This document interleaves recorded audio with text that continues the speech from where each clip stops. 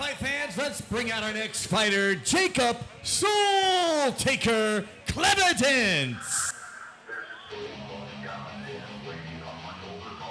Jacob Clevidence, 22 years old, debuting from Morganfield, Kentucky's Tag MMA. Trains alongside Nathan Maness and a couple of fighters on tonight's show as well. He's trained over 5 years. Predicts a round 2 submission. Much like many others on this show, holds a day job as a welder.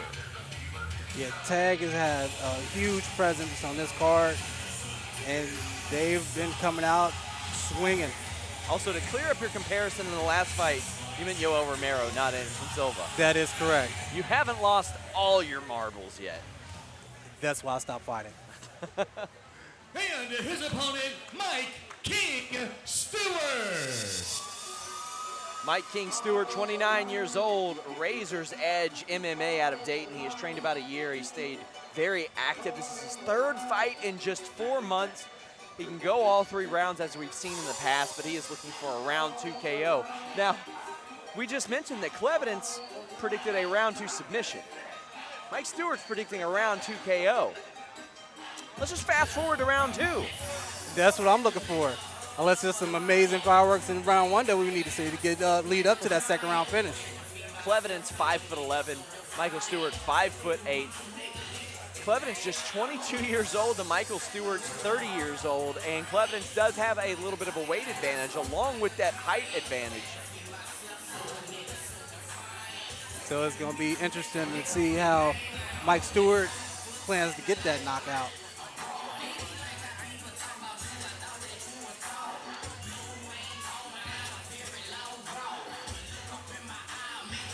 He was really excited during the weigh-ins. He just couldn't wait to get back in the cage. He said, like, he wanted to put on a show. He said he owed that much to the crowd, to the audience. That he's going to put on a show and he's going to put on a finish. It is a great crowd we have here in Covington, Kentucky tonight. This is Premier MMA Championship, live on Fight TV. And this is an amateur fight scheduled for 3 3-minute rounds. Introducing first in the red corner. He stands 5'10", weighing 145 pounds. Fighting out of Morganfield, Kentucky. He represents Tag MMA, Jacob Soul Taker Clevidence. And in the blue corner, he stands 5'8", weighing 145 pounds. Fighting out of Dayton, Ohio, he represents Razor's Edge with a record of 1 win, 1 loss, Mike King Stewart. Mike Stewart with a Superman-esque tattoo on his chest, looking for a Superman-esque performance against Jacob Clevidence at Premier MMA Championship 8 from Covington, Kentucky. Yeah, he did break out the gold medal round off. Let's see what he got with the hands. We are underway. Clevidence, Stewart. Yeah, Clevidence put out that leg kick. Body lock, countered. Stewart works for that takedown, drives Clevidence into the cage. This is some vicious wrestling. Oh, wow, that was an awesome belly to back. Beautiful German-style suplex from Stewart, and he moves right into mount, essentially. But Clevidence turns the tides and is in side control, throwing some nasty knees. Oh, I love throwing those. Again, the body doesn't recover as quick as the head, and these guys are working to see who's going to get this dominant position. Stewart again turns the tides, end up in side control, his knees pressed to the ribs of Clevidence, but Clevidence still throwing some knees of his own. And every time Mike gets to opening, he punishes Clevidence. Looks like we're about to see another turning of the tides as Clevidence turns his body into Stewart, looks to regain that guard, stuck with a bit of a butterfly in on the right leg.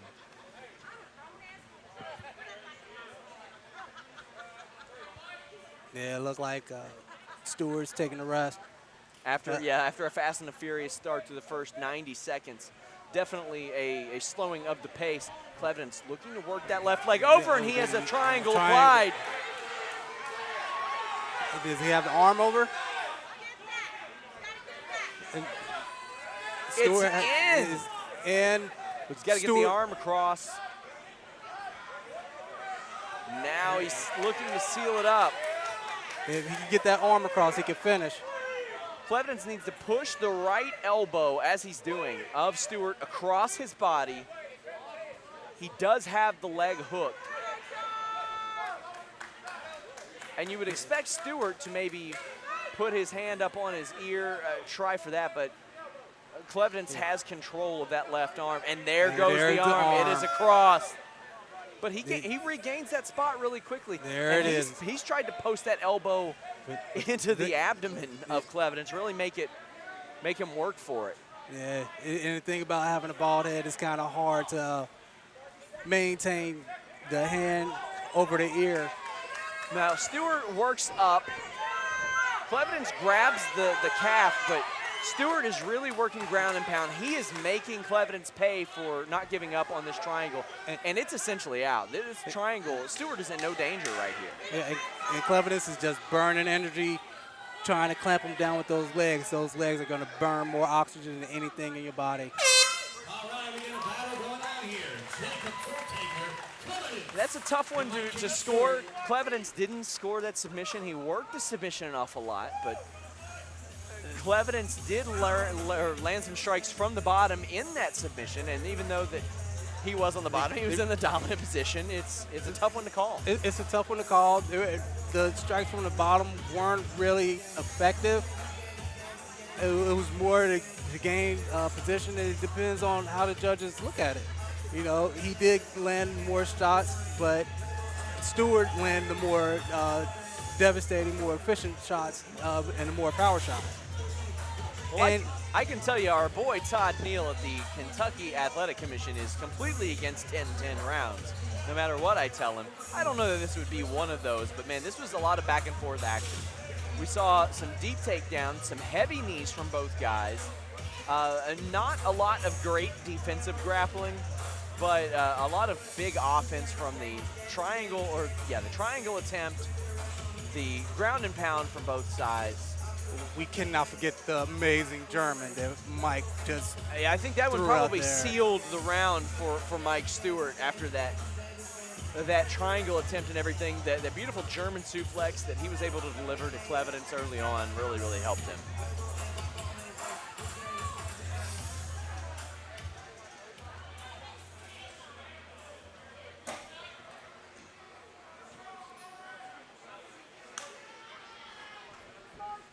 touch of the gloves. Oh.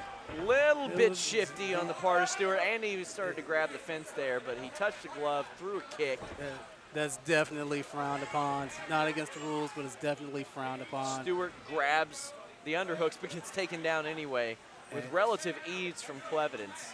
And I think Clevidence going to make him pay for that whole half dap thing. Now this is a weird position for Stewart to be in. I don't know why he's still holding on to the head.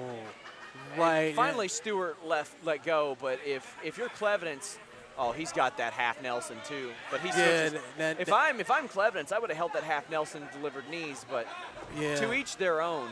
Oh, definitely. There's one of those knees. That knee to the solar plexus when the half Nelson control is there for Clevidence, but instead he opts to flatten Stewart out. He is under the chin. Yes. He's palm to palm on this rear naked choke. He doesn't have the other hook in though. But it's in though. That's deep.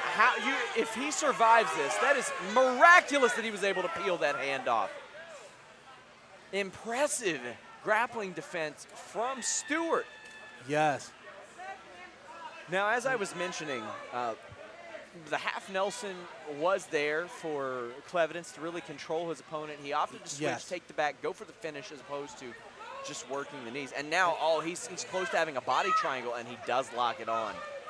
And that's a perfect thing to put on after that punishing knee to the solar plexus. He's still trying to regain his breath, and with him riding his back and squeezing the air out of him, he's still straining to breathe. And Stewart's going to have a tough time getting out of this body triangle. Well, maybe not. You see as Clevidence works to switch that to a rear naked choke with the body triangle in. Yeah, he looks like he has a gable grip. I don't know what's going on with Stewart on the bottom. He does work up. Yeah, Clevidence look like he's working the gable grip. It's hard to tell if Stewart's even awake from this vantage point. But the referee on top of things as Clevidence lets go of that grip. He gave him a thumbs up. And I guess he was just taking a rest. He looked like he had been he looked like he was hibernating at points. I guess he feel like he's not in any real danger. He's not going to expend any energy. At this point, if you don't work from this point, I mean, the ref has to think about standing it up if he's just in a body triangle, despite the pain that Stewart might be in from this spot. So Clevidence goes back to work. Right. And like you said, Clevidence going back to work is the whole reason why the ref is not standing it up. If Clevidence wasn't working and he was down there just laying around with Stewart, it would have definitely been a reason to stand him back up. Clevidence with a dominant round 2 after a questionable start from Mike Stewart. And Stewart did have that huge German suplex in round 1, but since then, offensively, he's not had a lot. He had some ground and pound, but the open of round 2 was not ideal. It kind of extreme desperation in a sense. Yeah, he spent so much on his gas tank in the first round, coming out swinging and all the grappling, and he just didn't leave anything for the second round. Okay. We're going to take a look at that beautiful belly-to-back German suplex from Stewart. There's the takedown attempt. That's almost essentially a mat return. And then Stewart works to the back, or at least does in this scramble. And Rayshawn watches throw. That's amazing. He throws some punches in there. As you see, Clevidence try to flip for a heel hook or whatever, and just gave up this beautiful German suplex. If we're grading it on an out of 10 scale, of course the bridge could have been a little better. He does run the risk of what we saw, not to date ourselves, but Jared Brooks knocked himself out by slamming his own head into the mat recently against Shorty Torres. That could have happened here with Stewart, but that was all victory for Mike Stewart on that. That was a magnificent German suplex. Classic German. A little bit more respect here in the third round. Fortunately. Slower start, but Mike Stewart finding success with that left. Yeah, Clevidence is leaving a little bit of a gap in his guard. So Stewart is going straight down the pipe. And quite ironically, in a fight where we saw a German suplex, we also just saw a collar and elbow tie-up, essentially. Now, if you are Clevidence, I don't know why you're not sitting out right here and then just working for the front headlock, or either man. I mean, either man would probably be better served to sit out as opposed to going out the back. Door. Now, if you're Clevidence here, you reach your arm underneath the head of Stewart and you have a Von Flue choke. This is a this is a rookie mistake on Stewart's part, and it doesn't look like Clevidence is going to make him pay for it. Anytime your opponent has you in side control, you let go of that guillotine. Otherwise, you are in danger of being Darce choked. Clevidence now going for it. It is. Here we go. Bicep up against the throat, or up against the carotid artery. He's going to try to transition to the other side of his body to finish the choke. Now, really, all Clevidence has to do is secure the left wrist of Stewart and apply pressure downward. His weight needs to be distributed a little bit better, but he's up against the cage, so he doesn't really have the benefit of that right now. Yeah, somebody in the crowd calling to stand them up. No, there's a Von Flue choke being worked on here. Very, very close. But Clevidence has to get his hand a little bit further behind the head, and he just gives up on it. He looked like he's going for the north-south, maybe trying for a Darce or a Gator roll. All right, Any amateur MMA fighter, if you are put inside control, let go of the guillotine. Now we have a double front choke applied. I'm aching to see a vertical suplex here. Yeah, but he can't hold on to the tights. So both of these guys. Ideally, if they were on the feet, you cross your leg across the body with that front headlock, and you're able to get them over with a proper bridge. But instead, Clevidence works to the guard of Mike Stewart. Mike Stewart trying to work the arm in guillotine or just hold him off, which I think is a mistake given that second round. It's just all Clevidence. Mike Stewart not able to dispose of the Clevidence on this evening. No. All right, that is it. We've got the distance once again, and we will have the decision here for you in just a moment. Rayshawn, how do you score that one? Stewart came out pretty strong with the strikes, and then it got to the ground, and there was a lot of position changes. I don't know. Once again, it was a pretty tight round, but, you know, not because of all the action that was happening, but the lack thereof.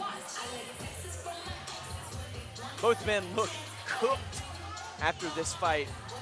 You got to give that 29-28 to Clevidence. Let's take a look back at some of the action. And that's that left that you were talking about. Clevidence came in with his chin up, and Stewart just right down the pipe. Here's that collar and elbow tie-up I was talking about, too. So quick after the German suplex, and that worked to where we spent the rest of the fight on the ground. But I felt there was a real missed opportunity for Clevidence with that Von Flue choke. It was there. We're going into the cage with Rick Toms to give us the official decision. Ladies and gentlemen, here's the decision. Judge number 1 scores the bout 29-28. Judges 2 and 3 score the bout 30-27. For the winner of this bout by unanimous decision in the red corner, Jacob Soltica, Clevidence.